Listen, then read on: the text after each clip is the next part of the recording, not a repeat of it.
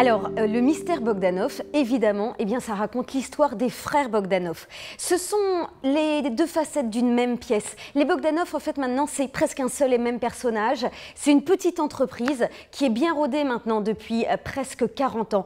En fait, il faut bien voir qu'ils sont à la télé depuis le milieu des années 70. C'est l'époque de Mourouzi, c'est vraiment l'époque avant TF1 privatisé. Enfin, ils sont là depuis toujours.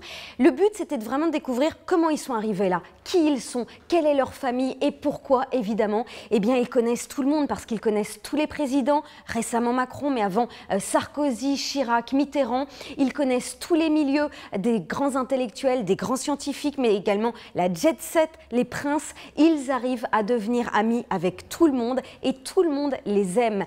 À côté de ça, ils sont assez irritants, donc ils sont aussi très critiqués. Et donc, je voulais savoir pourquoi. Est-ce que toutes ces rumeurs autour d'eux étaient fondées ou est-ce que, comme ils le disent, ce ne sont que des ragots et des jalousies ou bien au contraire, est-ce que tout de même il y a des choses à reprocher à ces frères Bogdanov, Igor et Grishka? Il faut savoir que c'est la première biographie sur les frères Bogdanov. On découvre vraiment donc d'où ils viennent, aussi leurs blessures, car ils ont été abandonnés par leurs parents. Ils ont été élevés par une grand-mère qui venait de l'Empire austro-hongrois, qui les a vraiment élevés dans l'impression d'être le sel de la terre.